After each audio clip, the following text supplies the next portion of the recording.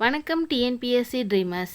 இன்றைக்கி நம்ம பொது தமிழ் ப்ரீவியஸ் இயர் கொஷின் பேப்பர்லேருந்து 10 கேள்வி பதில் 10 நிமிஷத்தில் பக்காவாக பார்க்க போகிறோம். வாங்க பார்க்கலாம். இன்றைக்கி 2018 குரூப் 4 பொது தமிழ் கேள்வித்தாளில் இருந்து தான் நம்ம அடுத்த 10 பார்க்க போகிறோம். 31லேருந்து 40 வரைக்கும் இன்றைக்கி நம்ம பார்க்க போகிறோம். முதல் கேள்வி, என் கார் சிலம்பு மணியுடை அறியே. இவ்வடிகளில் மணி என்பது எதனை குறிக்கும் என்பதை தெரிவு செய்க. இங்கே யார் நிற்கிறா? கையில் என்ன இருக்குது? சிலம்பு இருக்குது. அப்போ இவங்க கண்ணகி. அப்போ இது சிலப்பதிகாரம். ஓகேங்களா? மணி அப்படின்றதுக்கு பொருள். இங்கே அவங்க என்ன சொல்கிறாங்கன்னா, நம்மளுடைய கண்ணகிக்கும் பாண்டிய மன்னனுக்கும் நடந்த விவாதத்தில் அவங்க சொல்லுவாங்க, உங்கள் மனைவியுடைய கார் சிலம்பில் இருக்கிறது முத்துக்கற்களா இல்லை மாணிக்க கற்களான்ட்டு முத்துக்கற்கள் அப்படி சொல்லிட்டோன்னே, அப்போ என் கார் சிலம்புடையது மணியுடைய அறிய, என்னுடைய கால் சிலம்பில் இருக்கிறது மாணிக்க கற்கள் உங்களுக்கு தெரியுமா அப்படின்ட்டு கண்ணகி பாண்டிய மன்னனை பார்த்து கேட்பாங்க. அந்த பாண்டிய மன்னன் முத்து தான், முத்தை விட விலை மதிப்பானது மாணிக்கம். உன்னோடது முத்து, என்னோடது மாணிக்கம் உனக்கு தெரியுமா அப்படின்ட்டு கண்ணகி பாண்டிய மன்னனை பற்றி கேட்பாங்க. தன்னுடைய கணவன் கோவலன் கல்வன் என கொலை செய்யப்பட்டதனால கண்ணகி கேட்பாங்க. அப்போ மணி அப்படின்னா மாணிக்கம். இந்த வரிகளை கொடுத்து கேட்டாங்கன்னா சிலப்பதிகாரம். கண்ணகி பாண்டிய மன்னன்கிட்ட சொல்லியிருப்பாங்க. ஓகேங்களா? அடுத்த கேள்வி போலாங்களா? கூடலில் ஆய்ந்த ஒன்தீன் தமிழின் என்ற வரிகள் இடம்பெற்றுள்ள நூல் எது? கூடலில் ஆய்ந்த ஒன்தீன் தமிழின். இதுக்கான ஆன்சர் பார்த்திங்கன்னா திருவாசகம். நம்ம இதில் கூடல்னு எதை சொல்லுவாங்கன்னா மதுரை. நம்ம எப்படி ஞாபகம் வச்சுக்கணும்னா, கூடல்னா மதுரை, தமிழின் அப்படின்னா தமிழ். மதுரையில் தான் நம்ம தமிழ் சங்கம் வச்சு வளர்த்தாங்க. அப்போ கூடல்னா மதுரை, அப்போ தமிழ் வந்திருக்கு. ஓகேங்களா? இதை எழுதுனது திருவாசகம் மாணிக்க வாசகர்.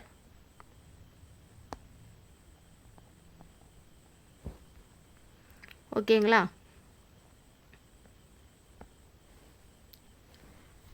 மதுரையில் ஆராய்ந்து பார்த்த ஒரு மொழி தான் நம்ம தமிழ். அதை விட இனிமையானது வேறு எதுவும் இல்லை. அடுத்த கேள்வி போலாங்களா? தமிழ் வடமொழி அல்லாது மற்றொரு மொழியிலும் குமரகுருபரர் புலமை மிக்கவராக திகழ்ந்தார். இந்துஸ்தானி.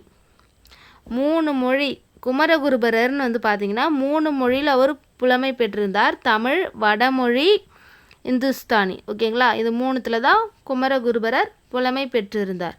அடுத்த கேள்வி போலாங்களா? பொன்னும் துகிரும் முத்தும் மன்னிய இத்தொடரில் உள்ள துகிர் என்பதன் பொருளை தேர்ந்தெடுத்து எழுதுக. துகிர் சிகப்பு கலரில் ஆழ்கடலில் இருக்கு இல்லைங்களா? இது என்னன்னா பவளம். துகிர் அப்படின்னா பவளம். சரிங்களா? அடுத்த கேள்வி போலாங்களா? தீம்பிழி எந்திரம் பந்தல் வருந்த இந்த வரிகள் இடம்பெற்றுள்ள நூல். இங்கே பந்தல் அப்படின்னு இருக்குங்களா? இப்போ ஷார்ட்கட்டில் எப்படி ஞாபகம் வச்சுக்கலாம் அப்படின்னு பார்த்தீங்கன்னா, பந்தல் 10 பந்தல் போடணும். 10 பந்தல் வருந்த அப்படின்னு ஞாபகம் வச்சுக்கணும். சரிங்களா? அடுத்த கேள்வி போலாங்களா? உத்தம சோழ பல்லவர் என்னும் பட்டம் பெற்றவர். இதுக்கான ஆன்சர் சேக்கிழார். இது உத்தம சோழ பல்லவர்ன்ற பட்டத்தை சேக்கிழாருக்கு கொடுத்தவர் யார் அப்படின்னும் கேள்வி கேட்பாங்க. அது 2ஆம் குலோத்துங்க சோழன்.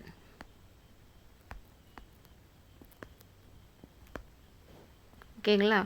உத்தம சோழ பல்லவன் அழைக்கப்பட்டது சேக்கிழார்.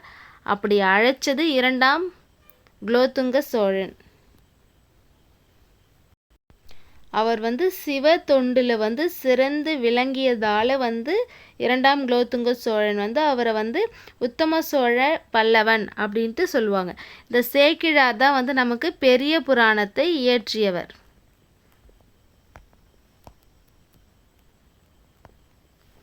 அடுத்த கேள்வி போலாங்களா? புல்லுரு புன்கண் தீர்ந்தோன். இவ்வடிகள் இடம்பெறும் பறவையினை தேர்ந்தெடுக. இதில் இடம்பெறும் பறவை புறா. புல்லுரு அப்படின்னா புறா. புன்கண் தீர்ந்தோன், புன்கண் துன்பம், புறாவின் துன்பத்தை தீர்த்தவர். ஓகேங்களா, புறாவின் துன்பத்தை தீர்த்தவர் அப்படின்ட்டு அது யார் அப்படின்னு சில சமயம் கேள்வி வரும். சிபி சக்கரவர்த்தி. ஓகேங்களா, இன்னும் சில கொஷின் பேப்பரில் எந்த மாதிரி கேள்வி வருங்கன்னா, புறாவின் நிறைக்கு ஈடாக தன்னுடைய உடல் சதையை கொடுத்தது யார் அப்படின்னு கேட்டாலும் சிபி சக்கரவர்த்தி. ஒரு புறாவுடைய துயரத்தை தீர்க்க அந்த புறா தானே வேணும், அதுக்கு ஈக்குவலாக என்னுடைய உடல் சதையை தரேன் அப்படின்னு கொடுத்தது சிபி சக்கரவர்த்தி என்ற மன்னன். அடுத்த கேள்வி போலாங்களா? பிறவி பெருங்கடல் நீந்துவர், நீந்தார் இறைவன் அடி சேராதார். இது ஒரு திருக்குறள். இக்குறளில் பயின்று வரும் அணி கேட்குறாங்க. இப்போ இதில் என்ன சொல்லியிருக்காங்கன்னா, பிறவி பெருங்கடல் நீந்துவர், நீந்தார் இறைவன் அடி சேராதார். இதில் ஆன்சர் பார்த்திங்கன்னா ஏகதேச உருவக அணி. இந்த குறளுக்கான பொருள் என்னென்னா, நம்மளுடைய இந்த பிறவி இருக்கு இல்லையா, அது ஒரு கடல் மாதிரி. இந்த பிறவி ஒரு கடல் மாதிரி. இறைவன் அடியை சேர்ந்தவங்க, நம்ம இறைவன் திருவடியை சேர்ந்தவங்க இந்த பிறவி போன்ற கடலை கடக்க முடியும். ஆனால் மற்றவங்க அந்த இறைவன் அடி சேராதவங்க கடக்க முடியாது. இப்போ நம்மளுடைய பிறவியை இங்கே கடல்னு உருவகம் செஞ்சுருக்காங்க. ஓகேங்களா, கடல் போன்றது இந்த பிறவி. அதை இறைவன் அடியை பயன்படுத்துகிறவங்க நீந்துவாங்க. ஓகேங்களா, இப்போ இதை கடல்னு சொல்லியாச்சு. இறைவன் அடி இங்கே அது ஒரு தெப்பம். நீந்துறதுக்கு என்ன வேணும்? தெப்பம் வேணும். அப்போ அதை தெப்பமாக உருவகம் செஞ்சுருக்காங்களா? இல்லை. ஒன்றை உருவகம் செஞ்சுட்டு மற்றொன்றை உருவகம் செய்யாமல் விடுவாங்க. அதுதான் ஏகதேச உருவக அணி. இதுக்கான ஆன்சர் பார்த்திங்கன்னா ஏகதேச உருவக அணி. அடுத்த கேள்வி போகலாம். முட்டையிட்டது சேவலா பெட்டையா? இது பார்த்திங்கன்னா திணை வழு. நமக்கு மேக்ஸிமம் எங்கே கன்ஃபியூஸ் ஆகுனா மரபு வழு. அது எப்படி சேவல் முட்டை போடும் அந்த மாதிரி ஒரு கன்ஃபியூஷன் வரும். ஆனால் இந்த கேள்வியே தப்பு. ஏன்னா அது நமக்கு தெரியும் இதுதான் ஆன்சர். ஒரு விஷயத்துக்கு இது ஒன்று தான் ஆப்ஷன்றப்ப இப்படி ஒன்று கேட்கும்போது இது இல்லை. அப்போ அந்த கேள்வி ஒருத்தவங்க கேட்டாங்கன்னா என்ன தோணும் நமக்கு? இது என்ன லாஜிக்கே இல்லாமல் இருக்குது, இது கேள்வியே தப்பு. ஸோ இதுக்கான ஆன்சர் வினாவழு, கேள்வியே தவறு. அடுத்த கேள்வி போகலாம். பொருந்தாத சொல்லை கண்டறிதல். மாணிக்கம், முத்து, பவளம், கிளிஞ்சல். இப்போ இதுக்கான ஆன்சர் கிளிஞ்சல். எதனாலனா நம்மளுடைய ஜெம்ஸ்டோன் நவரத்தினங்கள் சொல்லுவாங்க இல்லையா, முத்து, பவளம், மாணிக்கம். நான் ஆர்டராக சொல்கிறேன். மாணிக்கம், முத்து, பவளம், மரகதம்,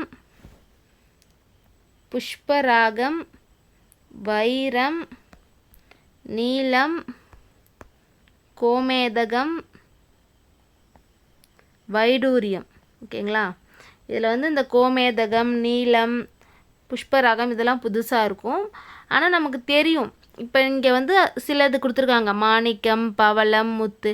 நமக்கு விலை மதிப்புள்ள கற்கள் தான் நவரத்தின கற்கள் மிகவும் விலை மதிப்புள்ளது. அதுலேயே நமக்கு தெரிஞ்சிருக்கும். இதில் கிளிஞ்சல், இது எல்லாம் ஒரே ஃபேமிலியாக இருக்குது, இது மட்டும் தனி ஃபேமிலியாக இருக்குது. அப்போ அதில் தனியாக இருக்கிறது யாருன்னு பார்த்தீங்கன்னா கிளிஞ்சல். பொருந்தாத சொல் கேட்டிருக்காங்க, அப்போ ஆன்சர் கிளிஞ்சல். ஓகேங்களா, இன்னைய 10 கேள்வி முடிவடைந்து விட்டது. நாளைக்கு அடுத்த 10 கேள்வியை உங்களை சந்திக்கிறேன். நன்றி, வணக்கம்.